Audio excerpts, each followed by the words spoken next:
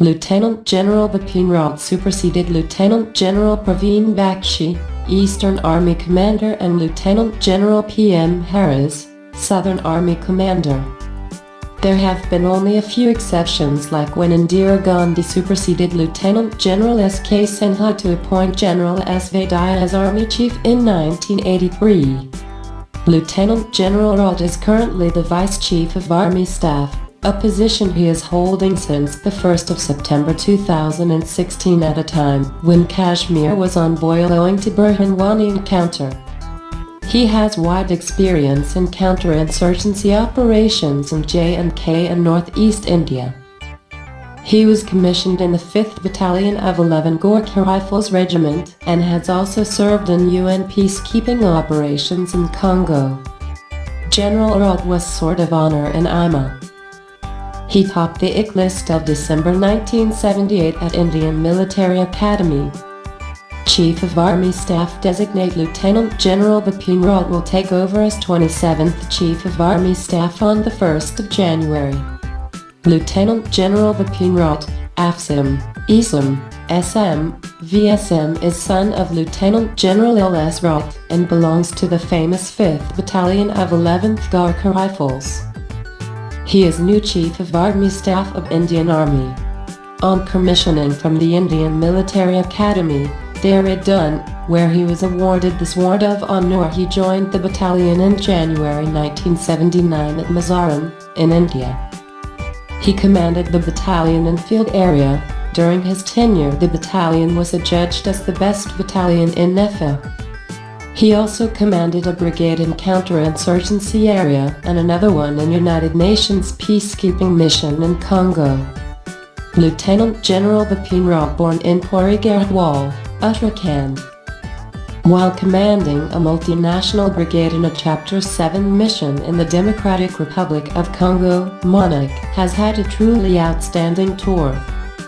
Within 2 weeks of deployment in the DRC, the brigade faced a major offensive in the east which threatened not only the regional capital of North Kivu, Goma, but stability across the country as a whole.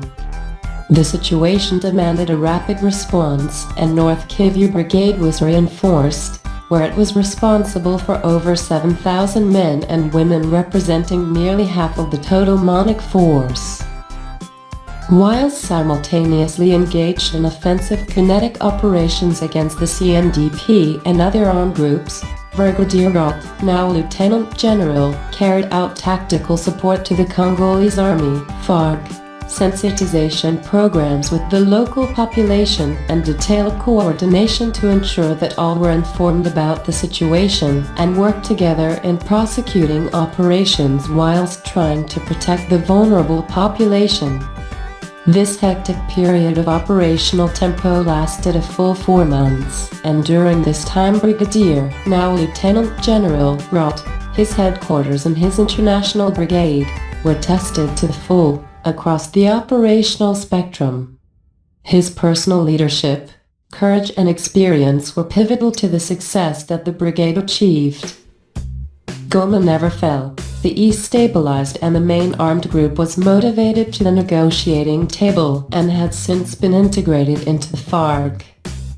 He was also tasked to present the revised Charter of Peace Enforcement to the special representatives of the Secretary-General and force commanders of all the UN missions in a special conference at Wilton Park, London on the 16th of May 2009.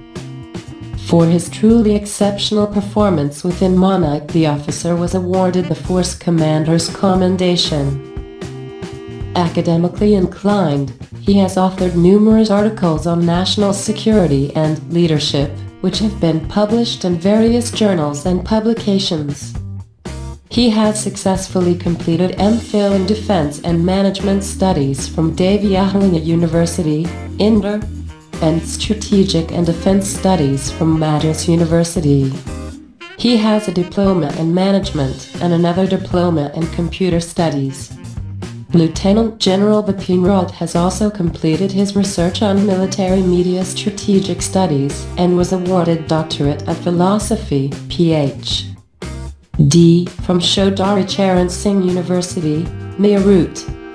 Lieutenant General Bipin Rawat has been appointed the next Chief of Army Staff. Lieutenant General Rawat has tremendous hands-on experience of serving in combat areas and at various functional levels in the Indian Army over the last 3 decades. He has handled various operational responsibilities in many areas, including along the Lak with Pakistan, the Lak with China, and in the Northeast. He is known for his balanced approach towards soldiering, compassion, and connect with civil society. His experience as Gorkha Southern Army Command in mechanized warfare has been focused towards the western borders, in coordination with the other 2 services. He was found the best suited among the lieutenant generals to deal with emerging challenges, including a reorganized and restructured military force in the north, continuing terrorism and proxy war from the west, and the situation in the northeast. Government of India clarifies on selection and nomination of service chief. The process of selection of chief of services is based on a process that commences 4 to 5 months in advance, with Ministry of Defence seeking personal data and professional profiles of all eligible lieutenant gens from amongst the Vice Chief of Army Staff and general officers, commanders-in-chiefs of commands. The Service HQ forward data of the eligible candidates, including their professional exposures, achievements and operational experience. These are processed by the Ministry and forwarded through the regiment tree for consideration and selection to the Appointments Committee of the Cabinet, ACC. ACC is the authority to make final selection based upon the inputs provided by the Service HQ, Ministry, as well as any other additional information that may assist in the selection of the service chiefs for the assignment that involves strategic management of national security. In the selection and nomination of the Chief of Army Staff designate by the government, due process had been followed considering prevailing security environment and requirements. According to Ministry of Defence sources, in view of the criticism from some quarters regarding the selection by GOI of the Chief of Army Staff designate yesterday, certain issues in this regard need to be clarified. The appointment of the Chief of Army Staff is based on selection from a panel of officers in the rank of Army commanders. In the panel are very competent officers, and the most suitable among them is selected. However, it must be emphasized that the prerogative of selecting the most eligible from the panel is that of the government. The government of the day takes the final decision, choosing the most suitable officer based on various aspects of the security situation in the country and the future scenario. In the current security situation, counter-terrorism and counter-insurgency are key issues. Therefore, the background and operational experience of the officers on the panel were considered in depth while selecting the next course. Lieutenant General Bipin Rawat fulfills this criteria by virtue of his operational assignments as commanding officer of 19 Division in J&K and his outstanding track record, his familiarity with the functioning of the Army HQ and MOD in his capacity as Vice Chief, and his general dynamism has also played a role in tipping the scales in his favor. It is reiterated that the selection is based purely on merit, irrespective of the corps to which the officer originally belonged.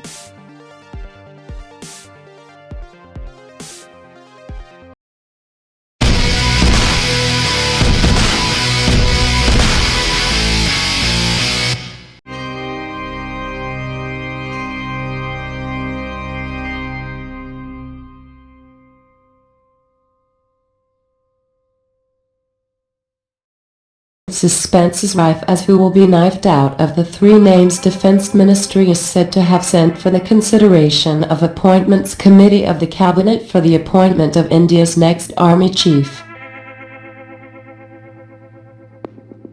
General Dabur Singh is hanging his boots on the 31st of December 2016. The Defense Ministry has sent the file to Prime Minister's office in November last, recommending 3 names each for the 2 services, namely Indian Army and the Indian Air Force. They are Eastern Army Commander Lt General Praveen Bakshi, Southern Army Commander Lt General PM Hariz and Vice Chief of the Army Lt General Bipin Rawat, sources said. It is still a big question on everyone's mind as who will be India's next army chief. Generally, Government of India declares the name of succeeding service chief 2 months before the superannuation of the current chief. But barely 2 weeks are left, neither the Chief of Army Staff nor the Chief of Air Staff name has been announced. Modi government has changed the convention. Sources said one of the reasons for the delay in the announcement of the new chiefs could be that Parliament is in session, which would end on December 16th. Lt General Bakshi, under whose tenure the Myanmar anti-insurgency operation was carried out, is the senior-most of the commanders. Speculation is that the government may appoint someone based not on seniority alone but also experience in handling Kashmir and Pakistan, 2 issues which will continue to be the focus in the next 2 years. While Lt General Bakshi is from the Armored Corps, Lt General Hariz is from mechanized infantry and Lt General Rawat is an outright infantry soldier. Invariably, the Vice Chief of Army Staff, who in turn is the senior-most in the service after the COs, is promoted to the chief's post, normally a term of 3 years or the age of 62, whichever is earlier, provided he is not superannuated, turning 60, before the day of assumption. If he is made chief on his last day in office, then he automatically gets an additional 2 years as chief. Is it that Lt General Bakshi's background as an Armored Corps officer is being held against him, as the post of COs usually goes to those coming from infantry? The only Armored Corps officer to have made COs was General Krishnaswamy Sundarji, more than 2 decades ago. However, all this is not to suggest that General Bakshi will not be made COs. The point is that the delay by the government in announcing the name is giving rise to all sorts of speculation. In case Bakshi is being ignored or superseded by a junior for the post of COs, he will be the next such officer to suffer this fate, starting with General S K Sinha in 1983. More about Lt General Praveen Bakshi. Lt General Bakshi is an Armored Corps officer and was commissioned in the Skinner's Horse Regiment. He commanded the Jodhpur-based 12 Armored Division and the Ulkant-based 9 Corps.